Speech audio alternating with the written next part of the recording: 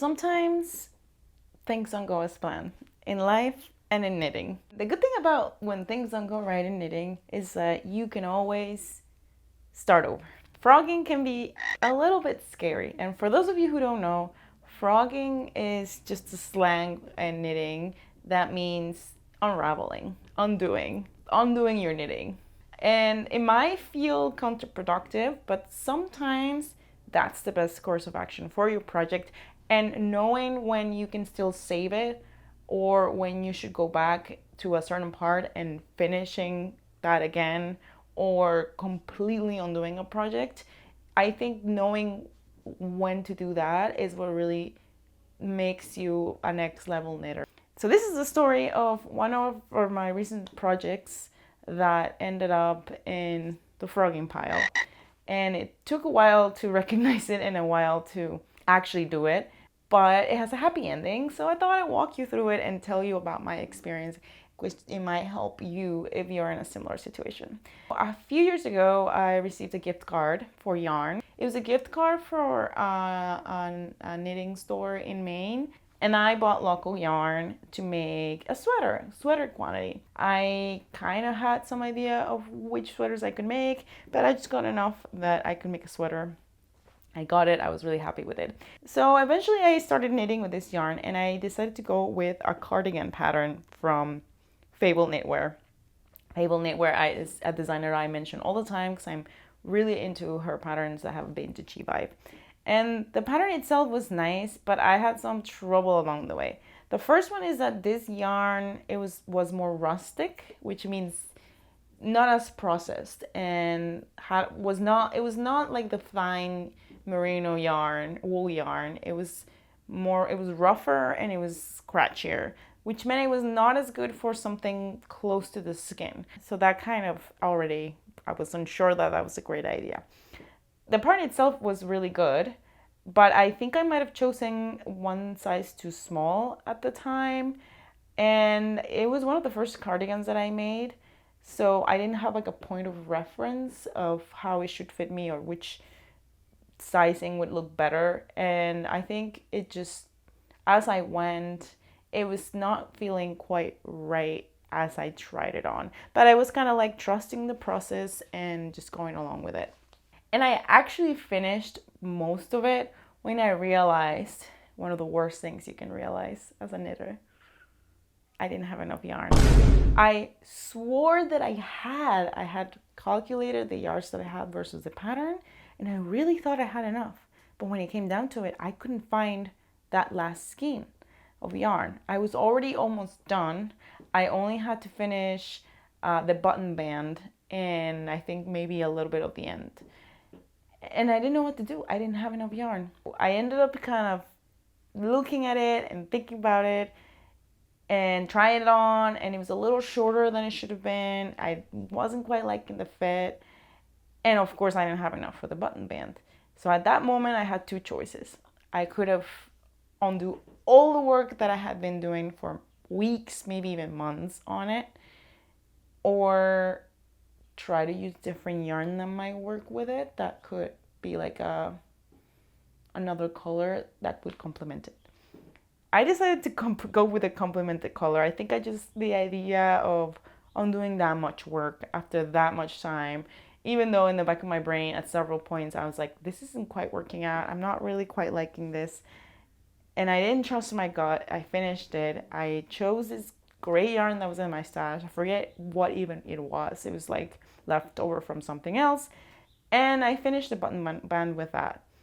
And with that, the cardigan was done. But was it? I even blocked it, maybe hoping that it would make it a little bit longer because like I said, it wasn't the length that I wanted it to be. And I just wasn't liking it. I didn't know how to style it, what to wear with it. I didn't like the gray.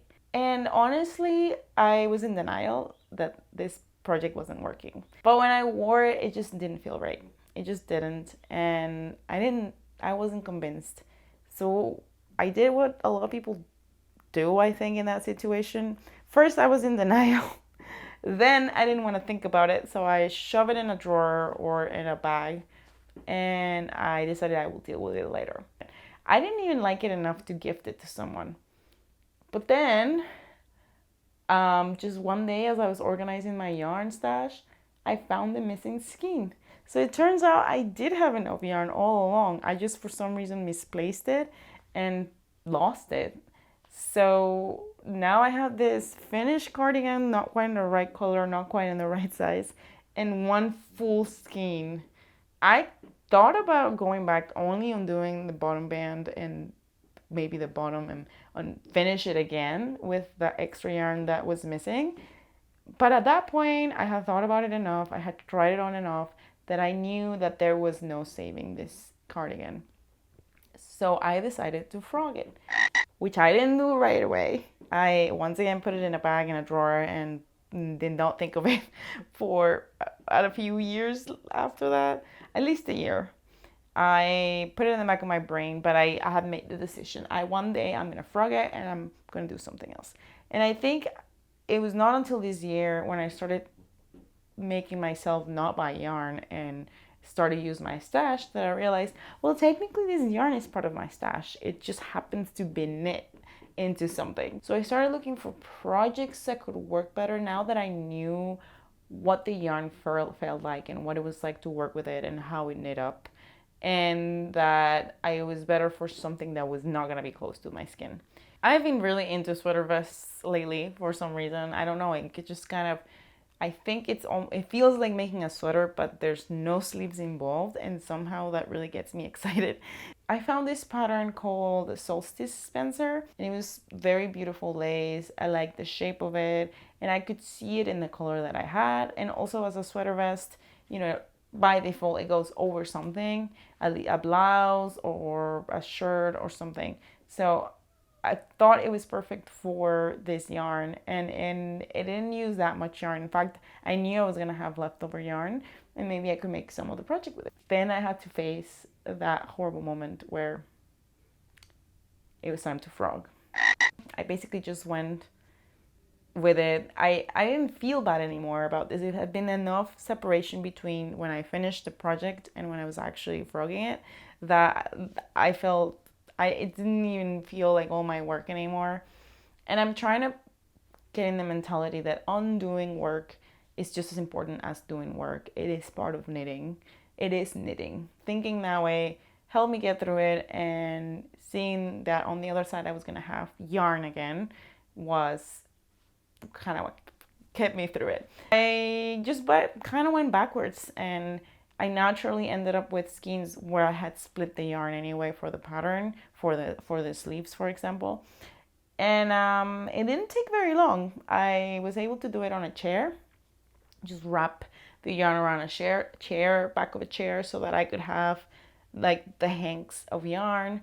Of course, they were all macaroni spaghetti yarn. So I put them in hanks and I tie them with some scrap yarn, and I put them in water and let them dry, and that helped them relax again. The fibers relaxed and they got back into like a more normal relaxed shape, and I let that to dry, and eventually after doing that a bunch of times I had my new yarn. It was a nice feeling to start over at that point, and I know that I would have enough and know how it was going to work out.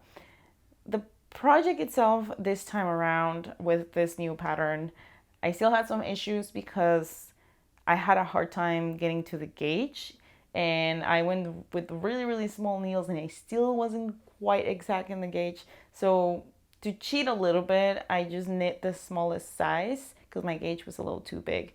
So I just knit the smallest size, even though that would have been too small for me. But with the difference in gauge, I hope that would fit me.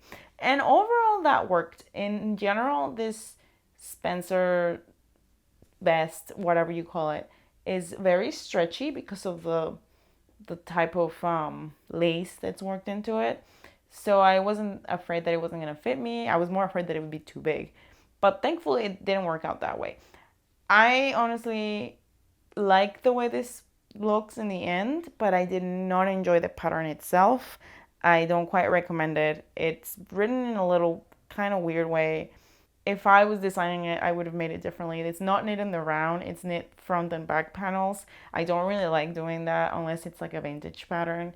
I thought about changing it to make it a knit in the round and make it a little faster and avoid having to sew. But I didn't do it. I just follow it the way it was, and I wish I had, because I think it would have been much faster and maybe even fit better. But you know, it worked out in the end. I think it looks nice and it fits nice. And I knit it really fast. I had given myself a deadline to finish it before my trip to the UK, which I talk about in another video. But I did finish it. It actually ended up being, even though it was the beginning of the spring, so very tail end of the cold weather, and I knew I wasn't gonna be able to wear it for very long, I did end up wearing it a lot. Because it turns out, you know, if I wore a long sleeve shirt and then the vest and then a coat, I was really cozy and warm. And if I took it off, I could really feel the change in the cold. So it was really keeping me warm. And I do have leftover yarn. I didn't use it all. Not as much to make another vest, but maybe I could make something else. So I feel pretty good about how this ended up being, even with all the hurdles here and there. I think going from I really don't like this project, I really don't like how this is working out, years in between, to ending with something that I actually really like, that I've been wearing a lot, and that I even have some more yarn to make something else. I think it's a pretty good arc, and I'm very glad that I trusted my instinct, even if I did it late, to switch gears and do something else. This is not the first time that something like this has happened. I have had there was one sweater that I knit at the very beginning of me knitting sweaters that I didn't like, and undo it, and I made a sweater for my husband instead. And there was another time where I really wanted to knit the shifty sweater, and I bought yarn specifically for it, but then once I started the yarn combination, actually I didn't like how it worked for the sweater. So I used that yarn for like 3 other projects instead.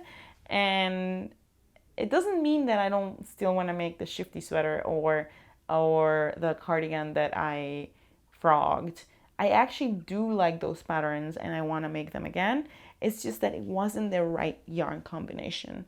And in the case of the shifty, I realized that pretty quickly. I only knit a little bit of the joke and I was like, I'm not feeling this. That happened after I had this experience with the cardigan. So I think I started to learn to trust that gut instinct, and if something didn't feel right, just trust it, and kind of feeling good about being wrong, like being okay with being wrong with a project decision, with a project yarn combination, patterning yarn combination, and accepting that. And in the end, I ended up with things that I do wear and that I do like.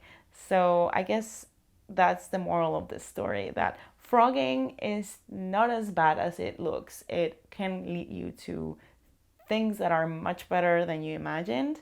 And in doing it early and identifying the problem early, and that it's not gonna work, will save you a lot more, so that you don't end up like me frogging an entire project, but instead just a little part of it.